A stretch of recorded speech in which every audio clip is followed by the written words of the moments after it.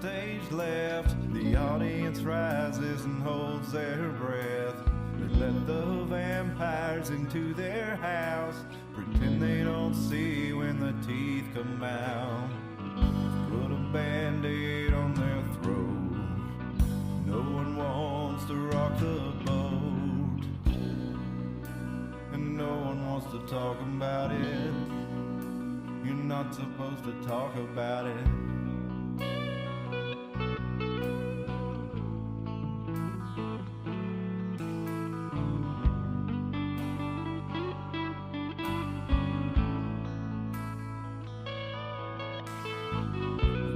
Rises and the players come out.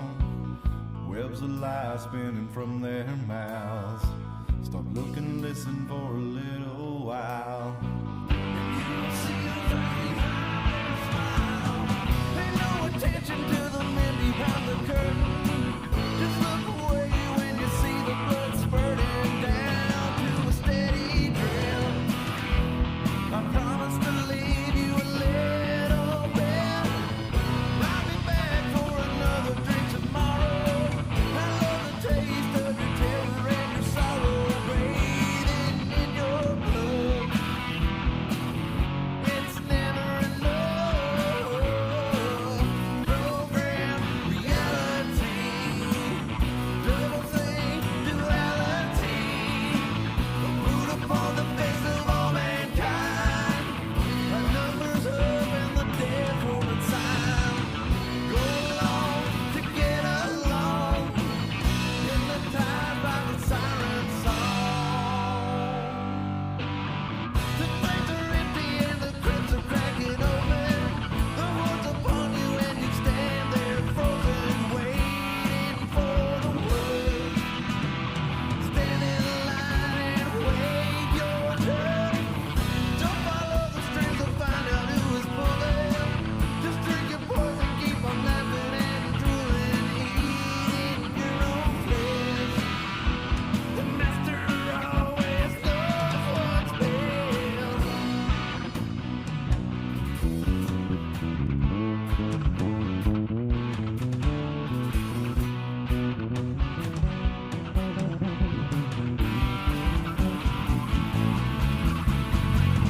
Worldwide genocide. The overlords of hungry parasites. They point the finger and the eagles fly. Raining fire, children die. Starving plague, paralyzed. A pile of bodies rotting, covered in flies. But no one wants to talk about it. It's safer not to talk about it. I cut my strings, no more bowing to the masters. I tried to run, but they only came faster.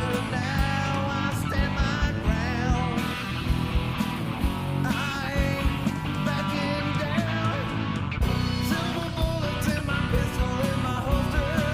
My will is strengthened and my confidence is bolstered. Don't test my resolve. Don't test my resolve.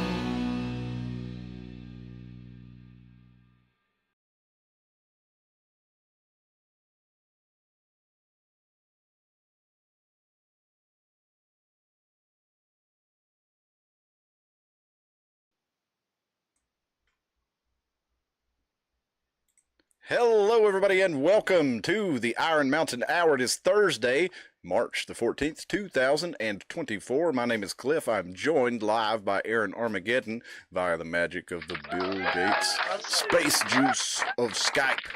So glad to have you with us here on this Thursday evening, this warm Thursday evening coming from the foothills of the Iron Mountain here in Carter County, Tennessee. Please be sure to like, share, and subscribe to the channels on Rumble, on YouTube, on X. We're live streaming on X and YouTube every Thursday and Sunday at 10 p.m. We're going to do a live news and current events roundup every Thursday with myself and Aaron. And then on Sundays, we're going to get into a more conspiracy topic and local history. That's going to be a lot of fun. We hope you'll join us with those and follow along on all those channels. And be sure to jump into that chat and let us know what you think about these things.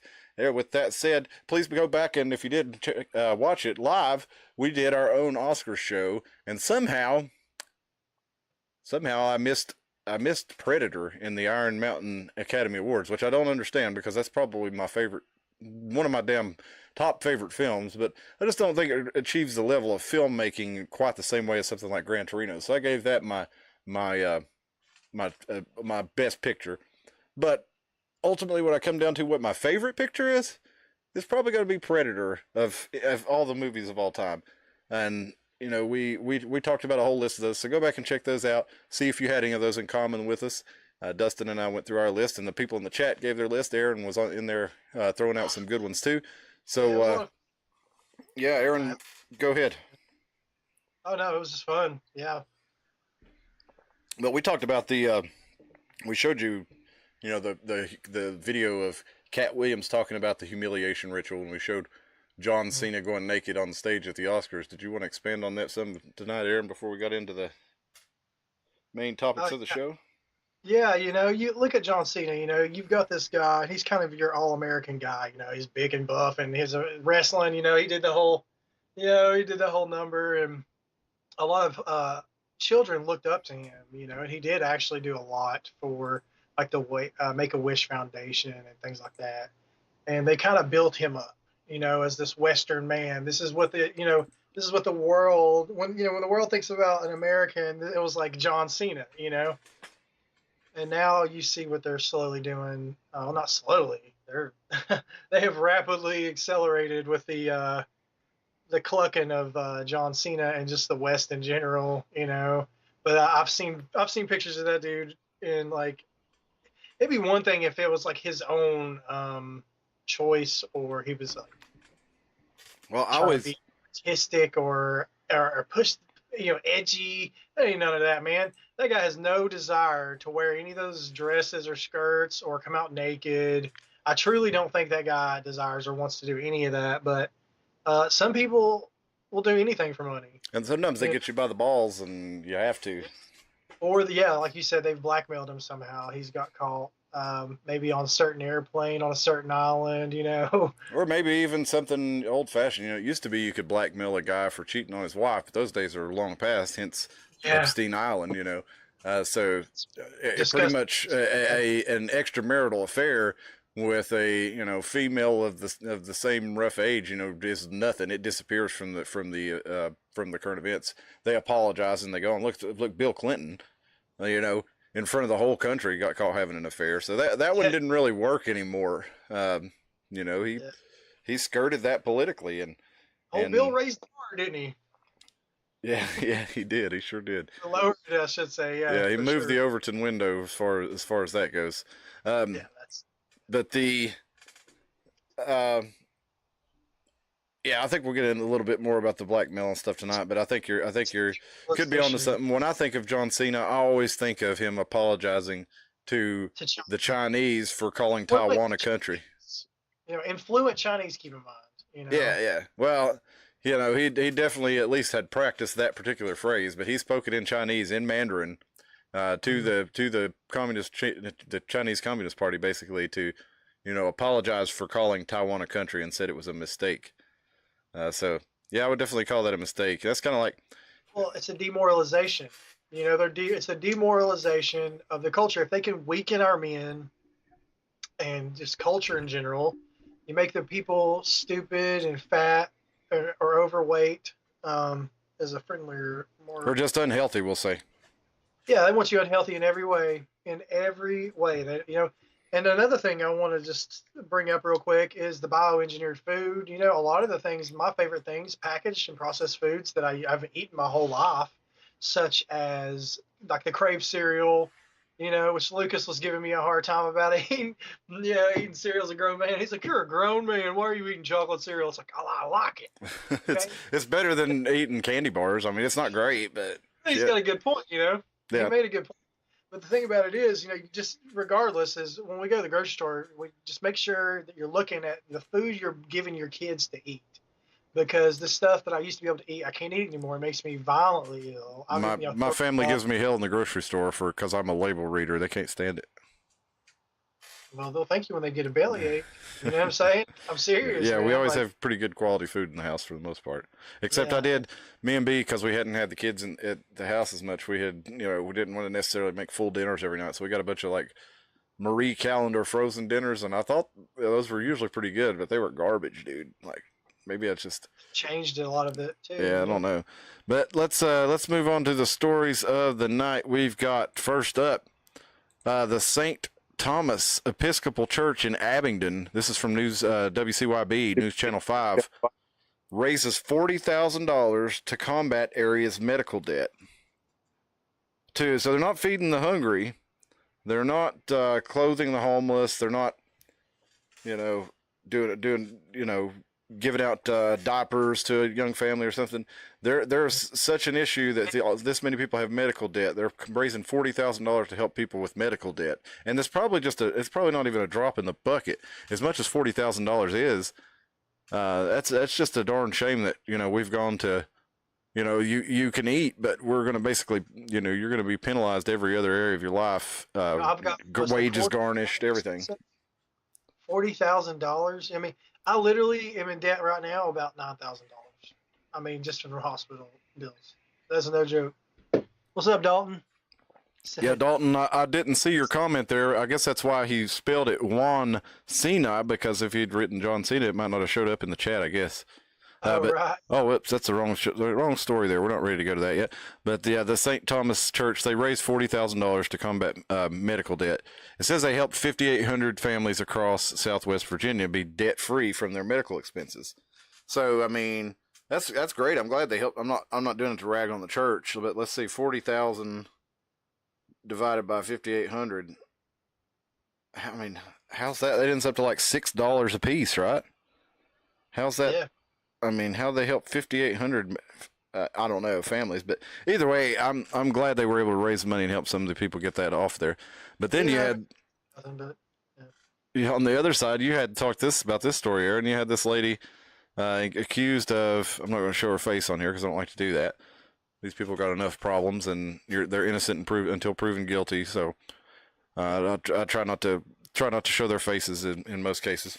But this lady was charged with embezzling more than $60,000 from Telford Baptist Church. So over the course of 2 years, she wrote multiple unauthorized checks, made several transactions. So, I mean, how did you think you were going to get away with stealing $60,000 in 2 years from a little church? I mean, first of all, that's just dumb. Yeah.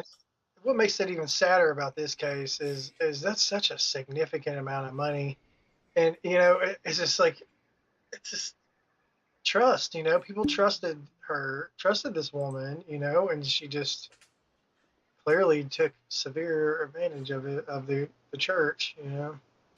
Well, I mean, and I've kind of pointed it out to show where she stole more money from that church than the other church used to help 5,800 families. So Let's be real about the situation. She's not doing anything different than any politicians doing. You're right about that. She just doesn't have the political position by her name. There's legal ways for her to do that if she were in politics, right? This lady would make a great senator or a congressperson. No kidding. Let's move on to the next story. We've got this one is a local Tennessee thing. We're talking about Bradford pear trees. You see these growing in springtime, these white, flowery trees popping up. It literally made my eyes bleed just looking at them. Yeah, they're killing my allergies too, dude. I can't hardly talk for all the freaking pollen in the air. But man, these things are actually really bad for the ecosystem. They look pretty, but they're yet another species of invasive organisms brought from Asia. And it's chokes out the landscape, kind of like, kudzu, and they brought in the Asian lady beetles. They brought in the brown marmoted stink bug that have basically moved out all our ladybugs, moved out all our little green stink bugs. The kudzu's choking out whole. They brought it to stop erosion, and I guess it does a pretty good job of that, but it ends up going spreading out all over the place. And same with these Bradford pears. They're really not good for the native plants, trees, and grasses. So they put a bunch of them in, about 40 years ago. They started throwing these things in everywhere. And now a lot of greenhouses are refusing to sell them, which is, responsible. I agree. But they also have great big thorns too, so they don't even have any fruit, and you can apparently graft a pear tree with them and make them grow fruit. But they, they don't grow any fruit. They just have big thorns. They can even big enough thorns to puncture a tire. So definitely bred for pear trees. Chop those suckers down if they're in your yard. This plant sucks. It just stabs me. It gives me allergies. You ever back? What's those ones that hawthorn bush? Man, I had somebody give me a nice couch. Well, it seemed like a nice couch until I got home. Then I realized it wasn't. But the way their apartment was, we had to take it out the window, and I brought it out the window and climbed through a freaking hawthorn tree, and I had those thorns stuck all through my body, all up and down my chest and arms and hands. Rough stuff. And then they're almost like it almost feels like they're infected even after you pull them out. The next story we got, Steve Earle, who's famous for the song Copperhead Road, which is one of the state songs of Tennessee, is set to perform at Paramount Bristol this June. So y'all definitely go out there in Bristol and check that out if you're into Steve Earle. He had a lot of good songs other than Copperhead Road.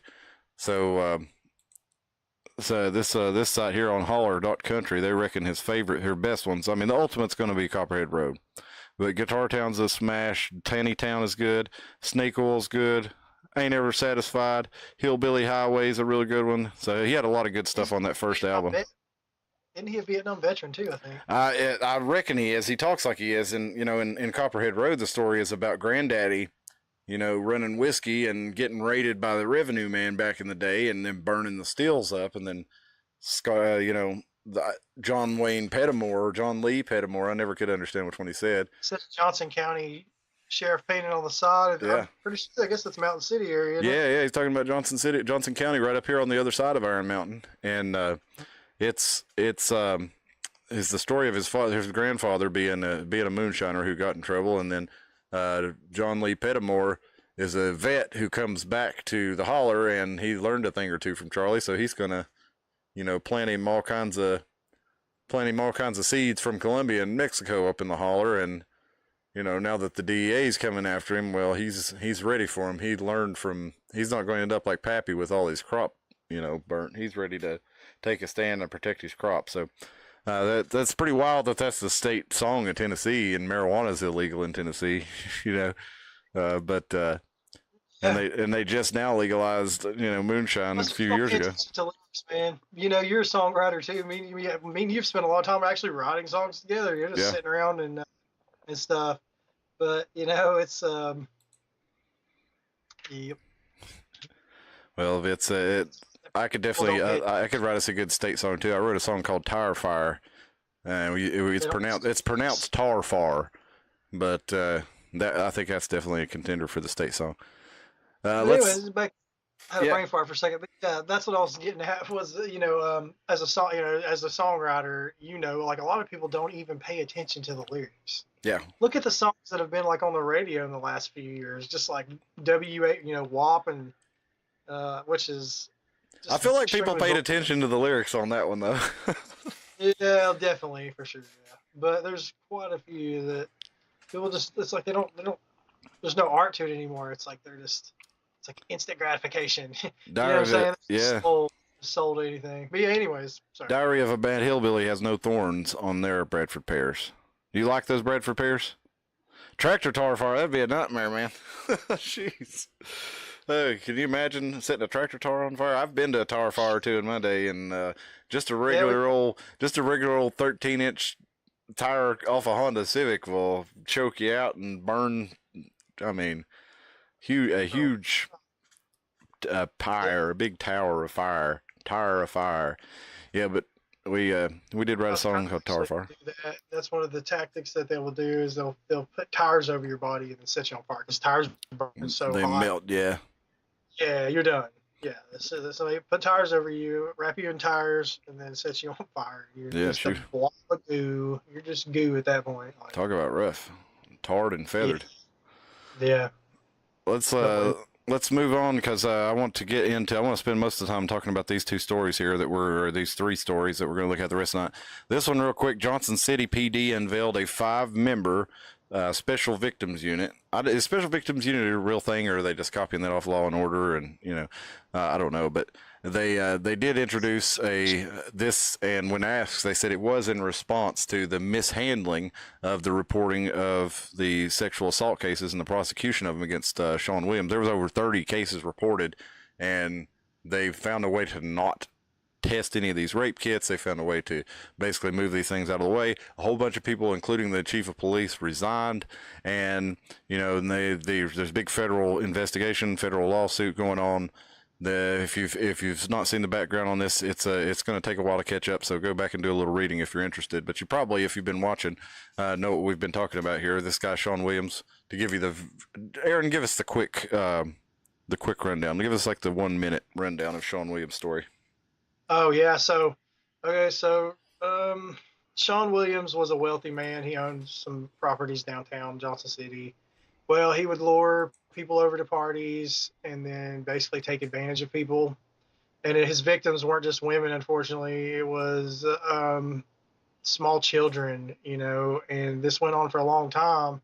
And everybody knew the guy was shady in town, really, and he was just really just a shady character, but he got away with a lot of terrible things. A woman almost died. She fell out of a window and was seriously injured, and she reported stuff, and nothing come about it either. But yeah, they found he was making CP. They discovered mass amounts of CP at his house, and if they had actually done their job at first, and this had not ran along as long as it did, then a lot of people would have been protected probably, if he would have been behind bars earlier and sooner. But the story gets even crazier. The craziest part about Sean Williams is that they're transporting the guy. They get him to the courthouse, and they open the van doors, and he's not in the van. So you've got an inmate, a federal inmate. The feds were transporting him, yeah. Yeah. And supposedly they tell us that he kicked the window out and gets out of the vehicle, gets out of the handcuffs, and escapes. So kind of like Donald Trump kicking the glass out of the beast and taking control of the vehicle. Turned out that never happened, but it's a fun story. Yeah, exactly. Yeah, for sure.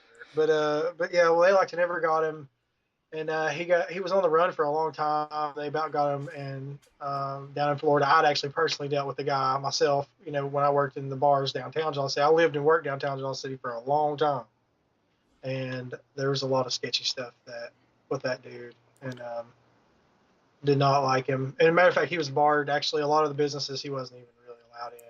Well, and when they got when it got down to it, and all these cases were getting added up, there was a Fed liaison with the federal government Department of Justice who was working with the with Johnson City, and it was a local team. She reported all this stuff and was trying to get these cases looked at, and they basically stopped using her services. So she sued them for. It's kind of like wrongful dismissal, but not exactly, because she didn't technically work for him. But we're not going to get into all that. The thing is, that opened this thing up for all this stuff getting reviewed, and you suddenly had all these high-ranking officials at the Johnson City Police Department taking early retirement right as this was all starting to break, before all the news came out. So they were out of the way, by the time. But I don't think it's going to save them, really. But in the wake of this, go ahead. But if he was involved with the feds, which he was moving drugs too, apparently, a lot of heavy amounts of dangerous drugs, and was involved with all this CP and these disgusting videos that he would roofie people and then take advantage and film himself doing terrible things to people while they're unconscious and don't even know what's going on, yeah, it's really sick. And that, like you said, that girl, that woman that sued him and stuff, luckily by her doing that, she finally, I think, brought justice to these people. And I didn't even realize, but, like I said, I lived downtown Johnson City for years, and the people that he did, some of the people that spoke up, I knew them very well, worked with these people, these girls, and they're not bad girls, and they're good people. I can say that firsthand, both of them. And it's just really sad what's happened, but I'm glad to see that there's some justice coming, and hopefully they'll put him where he belongs, which is out of the community. We can't hurt any more women or children. Exactly. And with that in mind, let's check out this story about Johnson City. They've unveiled their 5-member Special Victims Unit. They've formed this with 5 different officers who have over 40 years of law enforcement experience, and these folks volunteered to be a part of this team. They stated that they wanted to, this was particularly important to them that these things be followed up on, and they go into to explain that in East Tennessee, or in Johnson City, they actually prosecute already. Even before this, they were prosecuting sexual assaults at twice the national rate, but they say that's not good enough, and I agree. They only prosecute 13% of reported sexual assaults, and nationwide only 6% are prosecuted. So, I know How are you going to sexual assault for someone that's an illegal immigrant too? You got to think about all that's going to go undocumented, because women are going to be getting raped left and right in these big cities, and they are all over. I mean, in London, it's happening. Yeah. All over the earth. But if they don't have an ID, it's just a ghost person. You see what I'm saying? And it's just. And there was dangerous. There was a dude yesterday found with 300 CP images, CSA images on his phone. 48-year-old man, lives in Jonesboro.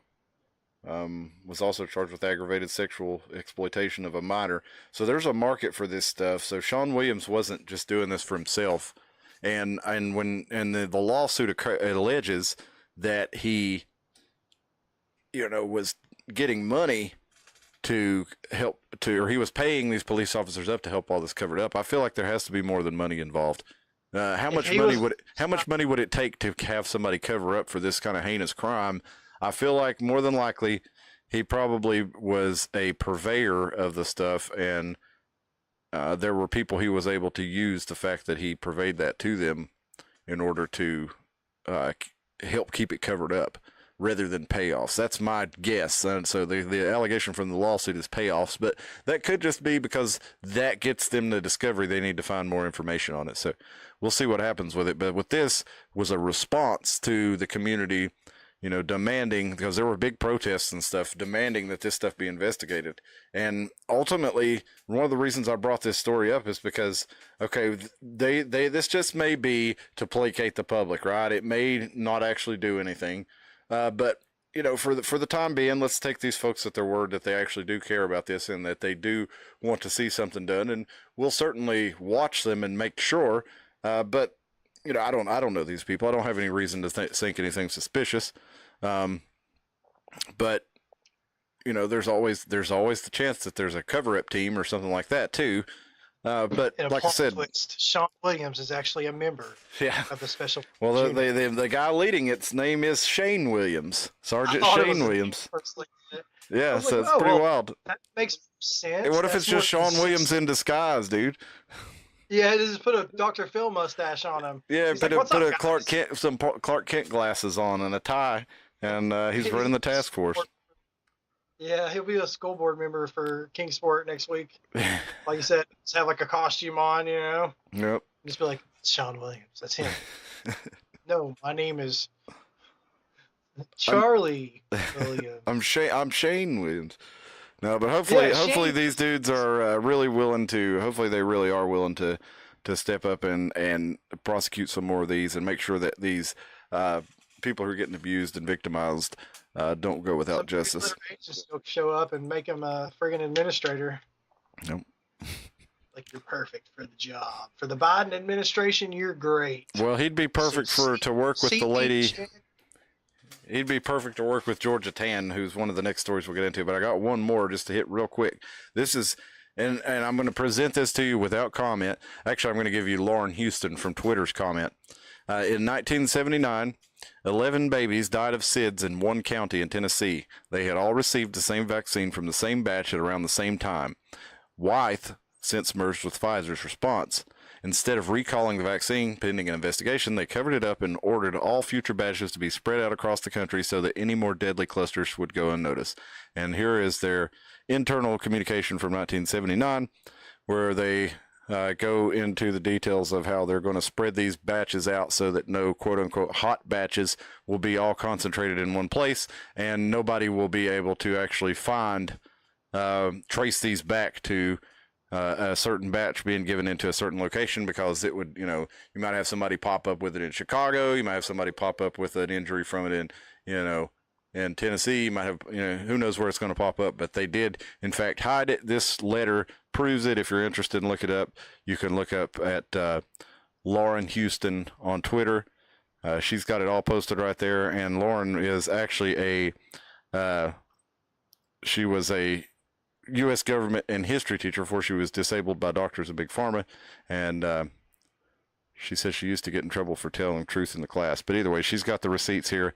You can go check that out. You don't have to take her word for it. You can look at the internal document from Pfizer, or from Wyeth, who is now merged with Pfizer. You can look at that. So we'll just leave that without comment for you, and y'all can go check that out with Lauren Houston. And for the... By them spreading it out like that, it makes it look like it's just like allergic reactions. You know what I'm saying? Or but by her having that piece of paperwork and that evidence is proven, you know what I mean? That's like crucial. It's like it's like the document from Ford that showed that they ran the calculations and they decided how much money it would cost them to fix the Pinto, to stop a certain amount of stop a certain amount of deaths. And they said, well, if we don't recall it, it's only going to cost us this much in lawsuits. And they ultimately determined that they would rather be sued by the families of people who died than to take the measures necessary to correct the problem and avoid and stop people from dying. So they ultimately decided it's okay if a few people die, and sue us, because it'll cost us way more to actually fix the problem to stop people from dying. So they left a memo of that. This last story, and you might see where I'm going with this, but we're talking about corruption within police departments. We're talking about corruption within government officials, and I've heard many stories over the last couple decades of corruption in child protective services and literal kidnapping rings working within child protective services. But this goes back to, I want to take you back to the 1920s, and this is going to be a little bit long, so stick with me, and then we're going to hear your thoughts on it and discuss it a little bit. Let me check up on the chat here before we do that. Oh, Diary of a Mad Hillbilly. Yeah, the Bradford pears look good, but they are invasive. Branch cutting will reroot and start branching. That's right. So they recommend when you do cut those Bradford pear trees down that you actually paint them with brush killer too, because they will try to grow back. So let's move back to this story to finish it out. It's going to take me a minute to get through. Bear with me here. But for 20 years, this is from Business Insider, a Tennessee baby thief kidnapped more than 5,000 children from the streets, hospitals, and shantytowns of Memphis. Now, 70 years later, survivors of the House of Horrors are confronting the past. And there is Georgia Tann herself. She doesn't look like an evil bitch, does she? She just looks like a regular old lady. She's a librarian, probably a grumpy kind of churchy type of lady. Yep. But kind of dark, evil. That's why you don't judge a book by the cover, So sometimes you can, but you can't always. The monsters, including the one you're looking at on the screen right now, who look unassuming. They look like friendly, they look nice. Yeah, from a picture, I feel like if you saw her in public or in person, you might be able to pick up on a little more. Yeah. Serial killer. Somebody this dark, I feel like I would know. Yeah. But she ran for, during this time, they figure she made out with over $11 million in today's money. It was over $1 million in 1920s money. But she was kidnapping children from several different ways. Now, the thing that makes this kind of the craziest is she was the daughter of a powerful judge in Mississippi. And she wanted to follow in his footsteps and go into law. But he basically asserted, his dominance legally and said, no, you won't be doing that because you're a woman and we'll find you a respectable job in social work. So he did. And she goes to work in Philadelphia, Mississippi, where she gets fired from her job as a social worker for inappropriately taking children from families. Well, Georgia, she's not going to be stopped. She eventually gets a sweetheart deal from her father, who gets her put into a position at the Tennessee Children's Home Society in Memphis. And it was 1922 when she started there. By 1929, she had basically run a coup on the place and was in charge of it. She was running the whole thing. And her favorite scheme was to drive through impoverished neighborhoods and pick out the prettiest children and then give them a ride in her pretty black limousine, her shiny black car. And then usually once they got in the car, she never saw them again. They never saw their families again. So It's like an old European horror story, you know? yeah, Except for it was real. It was in Tennessee. Yeah, it's crazy. yeah. And here's a picture of the. Think about the ones that never got caught, you know? Absolutely. This is Joseph the home of the Tennessee Children's Home Society. It's an unassuming building, but she ran over 5,000 kids through there over the course of her career, and basically, like I said, she got ran out of town in Mississippi. But after that, before she went to Tennessee, she moved to Texas and she adopted a daughter, and then later, in the 40s, she ended up adopting a grown woman who was believed to be her longtime same-sex partner, and it was common at the time for same-sex couples to use adult adoption to be able to transfer property, inheritances, and stuff when one of them died. Like women from the SS, you know, it really does. I'm trying to think of some of the names, but I know there were several just like monstrous women like that. What was the one? I can't remember her name. She ran the I want to say it was like Ursula. I can't remember. She ran one of the concentration camps, but they said she was just like, I mean, she would literally like skin you alive and would make. I think she was the one that made lampshades and stuff out of human skin. I'm not she was kind of familiar with like the same kind of vibe, like very like, and was the same way. You know, was into women also, and to like humiliating them and demoralizing them, and in a sexual way, even like very sick. You know, some of these people are, which this woman right here was. So, but what ended up coming of this woman, Cliff? Did they finally? I'm guessing they finally caught her. Well, we'll keep going. We'll finish it up here. We'll get to this is a picture of one of the young ladies who was Sally Brandon. Her adopted mother had these photographs taken. She was a Georgia Tann baby, and her family was there. She had two brothers, and they all had blue eyes and blonde hair, and that was really the most popular one. So she pocketed about $2,700, which is about $40,000 in today's money, and probably even more than that because this was written in 2019. This article from Business Insider, and we all know how much inflation has kicked off over the last 3-4 years.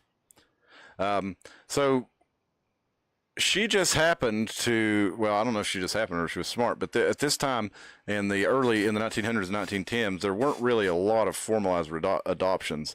But in the 20s, they really started doing a push to, you know, adopt these children. This is a Christian thing to do. Let's get them out of the orphanages. And this would help society. It would reduce divorces, murder, you know, robberies and things like this. Control births, fill all the churches, you know, do real missionary work.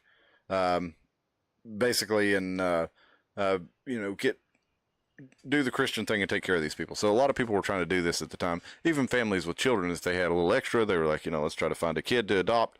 And Georgia Tann took advantage of this. And you also got to remember at that time, the theory of eugenics was really popular. So they were trying to continue on like Project Paperclip, probably. Well, it was like the idea was that the people with the best genes had higher rates of infertility. So they would actually try to adopt as many of these kids with pretty genes, you know, to increase their chance of having, you know, grandkids and stuff like this, not just get babies, but the best babies. And they were looking at it as like society wide, you know, and Hitler got his ideas about eugenics from the Americas in the, you know, the 1920s, particularly Margaret Sanger and all this. Yeah. And so they were really pushing this idea that we have to have, you know, not just babies, but the best babies, because they're trying to control the reproduction of genetically inferior people, as they would say, through sterilization, and make sure that the, you know, the good-looking babies had a better chance to mate, basically, when they grow up. And also you have the availability of baby formula coming out at that time, so you could have people who weren't the mothers be able to feed the babies. And she did a lot of rich and famous people. She actually adopted children for Lana Turner, or sold children, let's just put it that way, to Lana Turner, Pearl S. Buck, the New York governor, Herbert Lehman, Even Joan Crawford. Here's a picture of Joan Crawford with her Tann babies, Kathy and Cindy, the twins that she adopted. Don't get much more famous than Joan Crawford in the 40s. So she was definitely in there with the rich and famous, the rich and powerful. But how did she get away with it? Well, she had, You know, do what? it's like Angelina Jolie vibes. Yeah, going around and scooping up, baby tourism. This wasn't like some small side business. This was a full-time job. Like I said, they reckon she made about $11 million, but she's not doing this on her own.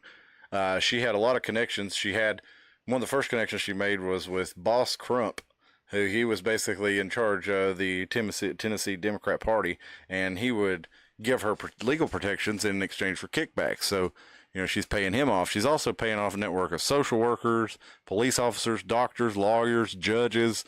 Some of them even kidnapped kids from preschools and churches and playgrounds, and they tended to target people with, that didn't have the resources to hire a lawyer. And kind of people and stuff, and communities. And not only that, all her co-conspirators were like key figures they were authority figures in the community. So it was hard for anybody, even if they did have a lawyer, to go, okay, well, the judge, the town lawyer, the cops, they're all lying, and you're telling the truth, It takes a lot more courage to tell the truth than it does to be a crook, slimy criminal, baby thief. I think about the level of just like lack of morals and just a total sociopath you have to be to feel like you have the moral high ground to just do that. Well, another thing she'd do, she would go to these families that needed medical care, and she would tell them, look, I can get this kid, he'll, taken care of for you free of charge, but if you come with them, then they'll know they have parents, and the bill's going to be a lot bigger. So she would convince them to let her take the children to the doctor, and then she would take off with them. And she also had like this network of spotters, right? So they would watch out on the riverbanks or like shanty towns and watch the kids walking home from school, and she'd drive up in that big black car and offer them a ride. And predators, Oh, yeah, the network of them all working together and covering up for each other. She even had Judge Camille Kelly, who presided over the juvenile court in Shelby County for 30 years. She had a stooge down in the welfare department. When someone would apply for assistance, this person would get their name and get in touch with Camille Kelly, according to Robert Taylor, who was an investigator, and he reported that to 60 Minutes in 1992. And he was, in 1950, he was a local lawyer, and he was asked by the Governor Gordon Browning, a newly elected governor of Tennessee, to do an in-depth investigation into the children's home. And he found out that Camille Kelly would send a deputy out and pick them up and award custody to General Tann. So basically, anytime, this new kid that was desirable to them, had the traits they were looking for, would come through CPS, they would have somebody in the CPS that would flag it, call the judge, and then the judge would get that on her docket and make sure that that child went to Georgia Tann. Now there was a fee for adoption of $7, right? So that would be about $75 roughly, probably $80 in today's money. But Tann, when she sold these kids, she sold them for $1,000 a head, and she conducted private adoptions and pocketed up to 90% of the fee. And she would gouge the parents on the travel costs, home visits, attorney fees, everything. And they also go into how they would take these kids off in the middle of the night to avoid the authorities asking any questions. And basically they had all their people in the places at the right time in order to move them out of there and not get caught. So she'd even make up backstories to children. Like she would put on, that this was, when she was making these ads, they would say things like, oh, they came from good homes with a young, attractive mother, and fathers were intelligent and in medical school. And there were some of them that were even like, there were a lot of Jewish families wanting to adopt children, but there were very few agencies. Textbook slave trade. It is a textbook definition of a slave trade. Absolutely, it is. And these children. These children, she would, because she wanted to be able to adopt to the Jewish people, she would just write that they were from a good Jewish family on their paperwork, and suddenly they're not a Southern Baptist, they're Jewish, and then go to Hebrew school and everything, and they don't find out till later that they're, you know, that they're not Jewish and That's adopted and stuff. You know what I mean? Like the darkness. well, there's a Gene Tapia who was a NASCAR driver. Before he was a NASCAR driver, he had a child actually taken while he was fighting in World War II. His son was stolen moments after his birth, and it took him and his wife 47 years to be reconnected to their son Robert.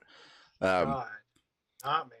Yeah, and if they, if like for example, if like she would basically shame these young mothers, especially unwed mothers, welfare hospitals and prisons, and the doctors who were working with her would tell the new mothers that the babies had died during birth, and oh, don't worry, we're gonna bury these for you at no cost, and then they would sell the babies. And then other mothers were convinced into signing their children away while under sedation from labor. And, she would shame them basically and say, oh, well, you're not going to be good for this kid. We're just going to, take this where it's going to have some money. These people have a lot of money. Yep. They'll be able to, in reality, they get harvested for their organs. They get sold into sex trafficking.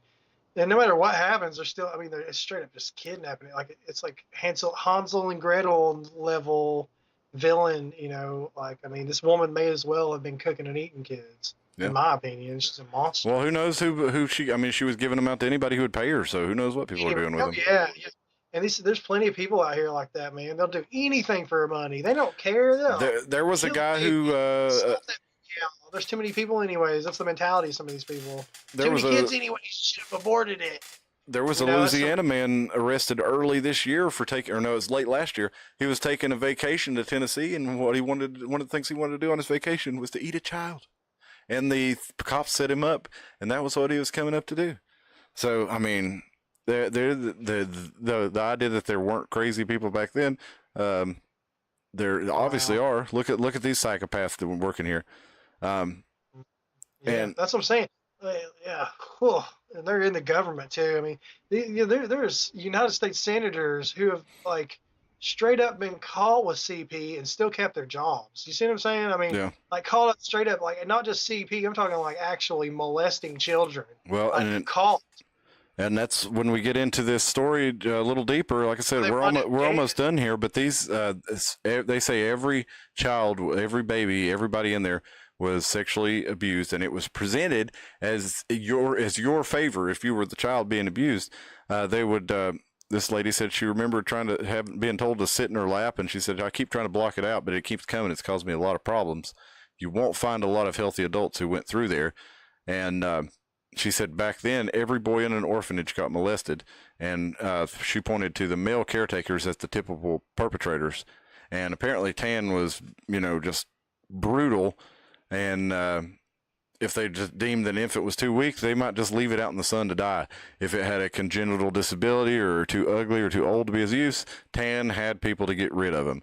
So they found about 20 children buried in an unmarked grave within Elmwood Cemetery in Memphis.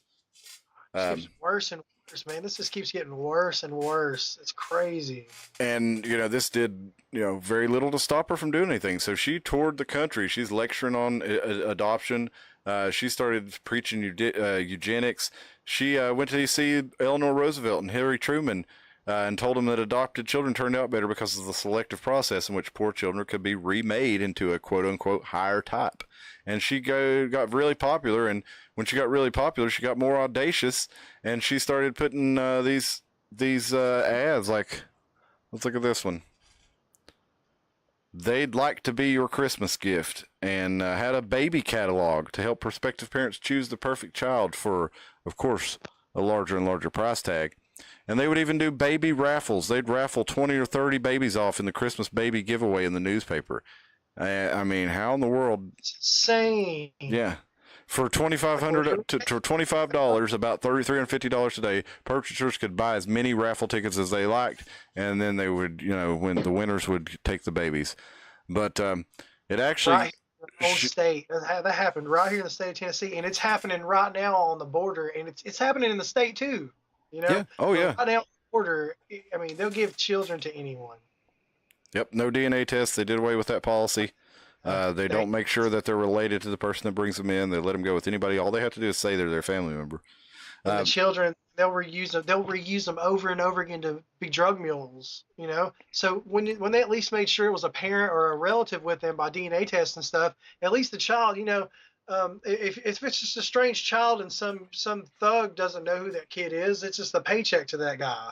And what they'll do is they'll put drugs in balloons and make the little babies and children swallow it, and they'll bring them back and forth over and over again until they wind up dead, until one of those balloons busts in their stomach and they die. I watched a documentary about it, man, and I'm not even gonna lie, man, it had me like crying, man. I'm not gonna lie, man, it tore me up. It's tearing me up thinking about it now, but that's just really disgusting that this stuff goes on. It's like, you know, and then you got people in the community that try to do something about it and they wind up in similar situation. Yeah. You know what I mean? These whistleblowers always seem to decide to off themselves right when they're in the middle of blowing open like the most important thing to them, that they're willing to risk everything that they have, and they're to tell on, you know, like the guy at Boeing who was talking about, who was whistleblowing that they were making these things out of inferior parts, and then suddenly this was just the other day, winds up, they find him dead in his truck at the hotel that he was staying in, where he was up there supposed to, you know, give his testimony. So, you know, it's a lot of this stuff goes on. Let's go ahead and finish the story up. We got here's the worst part of it. Tann or anybody was never held accountable for this. In 1950, Governor Browning had a press conference where he, you know, I told you earlier he had investigated with the local lawyer. Boss Crump basically lost his hold on Memphis politics when Gordon Browning was elected, and he held a press conference in September 1950 where he revealed that Tann and her network managed to amass more than $1 million from her child selling scheme, which is about $11 million in today's money. 3 days after this, Tann died. She's slipped into a mysterious coma from an untreated uterine cancer. Do you think that's true, or do you think she disappeared? Let's keep going. And 3 days after this, or I'm sorry, but this was 3 days after the press conference. In November, so just not even a month after, Judge Camille Kelly, who really helped, you know, that was the one I was telling you about. She was stealing all the kids and having them awarding custody to Georgia Tann. No, she was awarding them to Georgia Tann, and then Georgia Tann was selling them because Georgia Tann was running the children's home. Hospital, yeah. Yeah. So Camille would get her cut, and she would pass them on to Georgia. She resigned, and it was about November, December, they found homes for the rest of the children, and they closed the Children's Home Society, but nobody was ever prosecuted for their role in the black market baby ring. In 51, Robert Taylor submitted his report, and basically, get this, to protect the lawmakers and their influential friends for prosecution, the Tennessee legislature sealed all adoption records. Adoptees of the Home Society needed a court order to get their birth records. And it took a lot of them until the 1990s to be able to actually get their adoption records. And they could only get them for themselves. So you couldn't just get a FOIA and get them. These people that could only, so they had to first find out that they were adopted, find out that where they had gone through, find out their real names, and to be even able to find the details of it. So, you know, it was a big process for the people to find out, but they eventually did. But it was so far after everything was covered up for, you know, for 50 years pretty much. And I mean, 70 if you count the whole time she was doing it. So there was never any way to get justice. I'm surprised nobody, never mind. For that many years, you know, I mean, stealing babies for that long, God. But I mean, the reason I bring it up is like if you were to suggest, like, okay, maybe these folks in Johnson City pushed their way into this because they were, you know, aiding in the cover-up. And I'm not suggesting that because I don't have any evidence of that. But I just want to put it out there. I don't think it's that crazy of a thought to watch these people carefully and make sure that they're doing what they say they're going to do, because we've got record after record of public officials from the lowest, you know, to the highest order being corrupt, literally selling babies and making money off of it. So the idea that there couldn't be a region-wide or even, you know, a larger network of people protecting this guy is not out of the question. And the idea that, well, we got him and it's over, Well, nobody else has been arrested. He wasn't selling these photos and videos to nobody, and he wasn't bribing nobody. So we've got a long way to go before anybody's really held accountable. Even if Sean Williams goes down, he's still not been convicted of anything. We got a long way He to go. he was definitely involved with a three-letter agency of some kind because you don't. I mean, it's just you don't push drugs that long and get away with it. But they were basically trying to cover for him long enough to get a RICO charge, probably on somebody. Yeah. And on a bigger case, and they were using him, and it got out of hand. You see what I'm saying? Yep. And so here's what the deal. They'll come in. If he was working with the feds, they can come into JCPD down there and say, look, you're gonna shut your mouth, and you're not gonna say a word about this. This guy's protected. He's working with us, and anything that he involving him needs to be ran through this person. Here's their contact information. That's exactly what they did to. I'm not saying that's what happened. I'm just saying that is a possibility, and that has happened numerous times.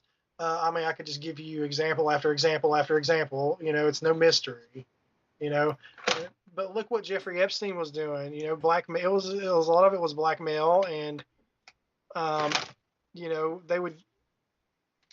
And I personally think Sean Williams was definitely involved in human trafficking as well. I don't think it was just drugs he was moving. He was sexually ill, clearly, having sex with small children and just getting off on just nasty trash, like unconscious, like just being such a disgusting creep. And like you said earlier, a good point you made was there's other people. There's a reason why he was doing this. There's a bigger network. There's other people involved in it. He had money. A lot of people partied at his house. Let me tell you something. This dude's got dirt on people, a lot of people. But what I'm wondering is, who all does he have dirt on?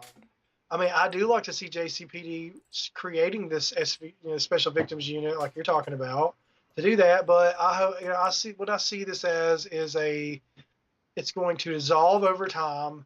It's a PR thing now.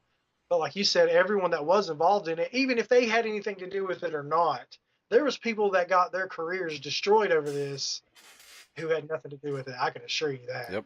And absolutely. But there's people.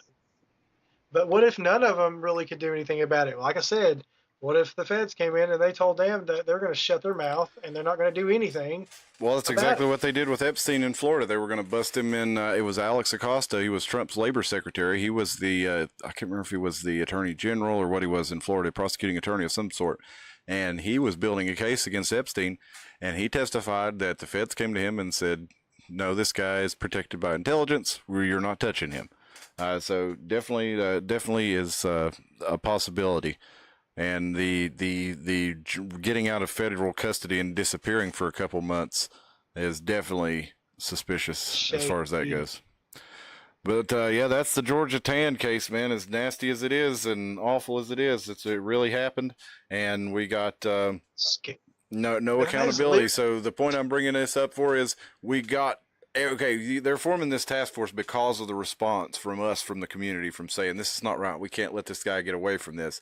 But okay, we've not done our job completely because they've done this in response. So this shows you what can happen when we put our voices out there and say, hey, this is important to us. So they did take action, but we can't just accept this action. We have to keep on this and make sure that they're following up with it, or it's just another way for people to cover up and no accountability. Even if they do stop further crimes and put other people in jail, that's great.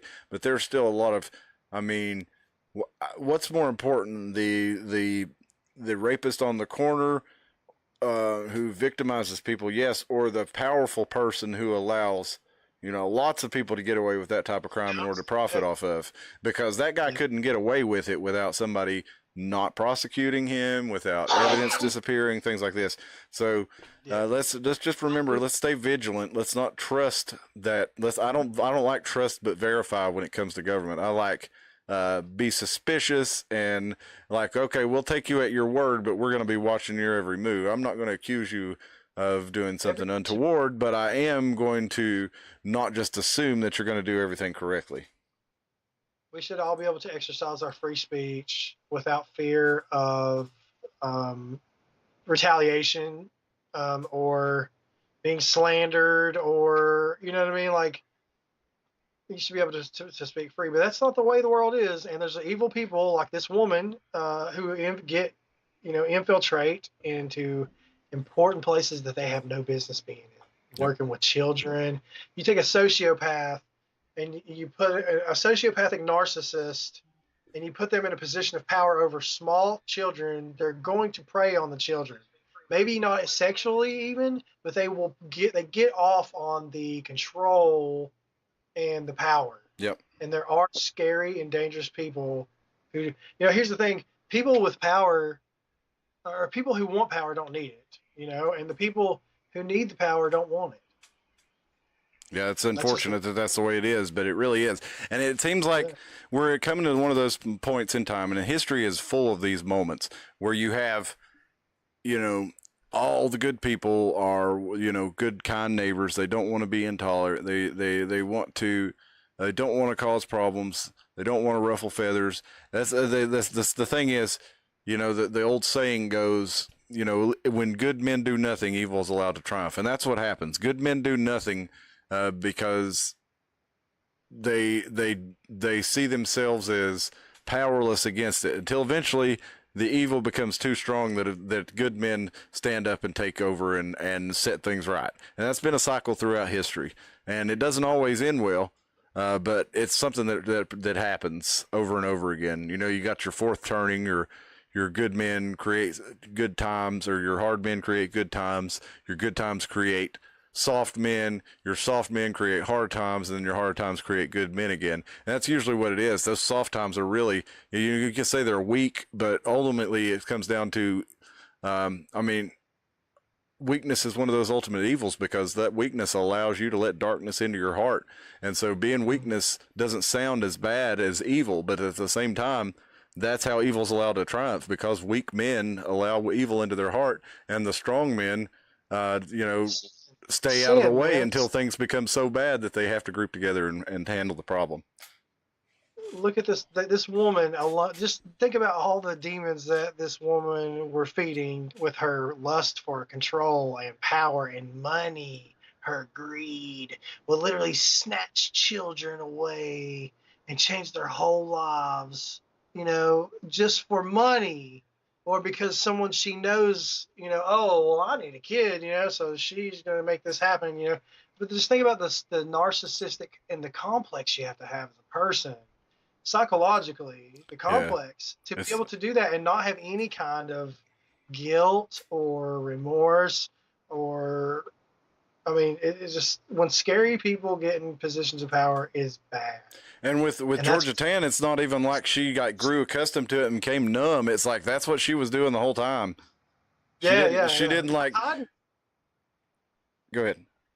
But on the and didn't even really try to hide it. It seems like. Well, I guess she did. She did, but it was a lot easier back in the day, because if you had the judge and the lawyer and the cop, nobody could say anything. There was no internet. There was no way for anybody outside. Even if somebody in your small town did figure it out, your small town was run by the very people that were doing the scam. So you would probably disappear, or at the very, very best, nobody would believe you, and you'd be basically outcast because all the prominent people in town were against you.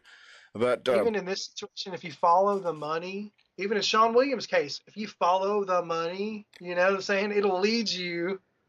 And here's another thing. If let's say you're a local agency and the feds come in and they're trying to tell you're the chief or the sheriff, and you're sitting there, and the feds come in and they tell you you're going to comply with this, and if you don't, you're going to lose your funding. Then how are you going to pay to put uniforms on your cops? Yep. How are you going to get those new police cars? Yep. You know what I'm saying? Like they literally will do that, man. If you don't kowtow, if the locals don't kowtow to these 3-letter agencies, they lose funding, and that's just not going to happen. That's the way the government works on pretty much every level. Yeah, just to keep the city system running, they literally had to remove half of the officials. And here's another scary thing. Like we said, some of these people that got removed from their positions probably didn't know anything about this, had nothing to do with it, but just for show of face to keep the mob happy, they had to do something. Maybe. You know what I'm saying? They had to do something. So that's what happens. This makes me want to do the Battle of Athens story early. We do it in August every year. Man, it makes me want to do it now. But hey, hopefully you'll stick with us until August when we do the Battle of Athens story, because it's an amazing tale of some GIs coming back from World War II, finding their hometown had been corrupted and taking a stand and taking wrestling power back from the corrupt machine that had taken it. So pretty awesome story. We'll get into that in August if I can wait that long. It's like Walking Tall too. It's a Walking Tall sounds a lot like that too. Well, listen, we appreciate you joining us this evening, and I forgot to update the title on X, so it was, see, we actually got a lot of viewers on X tonight, so thank y'all for joining us over there, and we appreciate it. Even though the title did not match the actual content of the show, I've gone back and changed that on YouTube. I kept the title. I forgot to click update when I changed it, so appreciate y'all joining us. Sorry for the bait and switch. It was not intentional, but I hope you'll join us again. Be sure, if you're not following us on X, go over there and click the subscribe or the follow button for the Iron Mountain Hour. At YouTube, we're at IMH Live, and Rumble, we're at the Iron Mountain Hour. You can find Aaron's YouTube and X link in the description of this episode, so you can go follow him over there, and be sure and check out the Armageddon Hour podcast. And Aaron's got some pretty awesome wildlife videos and stuff too. What's that? It's just Armageddon Hour, and and I don't really have anybody on X, so if you guys could hook me up with a follow, that'd be cool too. Yeah, I got Facebook back actually. Cool. Got me a Facebook page. I don't really do. I was talking to another broadcaster tonight, and talking about doing a crossover, and he said, "Yeah, I thought that you guys were doing a show, but it seemed like there was nothing, hadn't been updated in a while." I said, "Yeah, man, I got a Facebook page, but it's like I really don't use it because most of my friends on Facebook are musicians, and they're not, 2/3 of them are going to say I'm fascist for watching doing the show. So it's not really going to help me any get the word out. So I just don't even bother there. I'd go to Rumble, X, go to YouTube. I'm not really trying to like awake, anybody. I'm trying to organize those of us who kind of see what's going on and realize there's more of us than we think, and realize that there's more going on in our local communities than we realize. A lot of us who are into this conspiracy shit and are paying attention to how the government's screwing over us, a lot of us are focused on the federal level, and we feel like because we're in red Tennessee that we're safe, but the same things are going on all around us, and that's the main purpose of the channel. So I hope you'll come back and talk with us about it again, and jump in the chat. Email us at the ironmountainhour@gmail.com. You can comment on X, you can comment on YouTube, comment on Rumble. Anything else you want to leave us with before we go tonight, Aaron? No. Guys, thanks for watching, and have a great week, and may God let us have another week until next Thursday when we're back again, and with the power on and everything, and who knows what's going to happen. It's a very interesting time to be alive. So. Yes, we're living that Chinese proverb of "May we live in interesting times." We certainly are. So, yeah, everybody have a good night. Guys.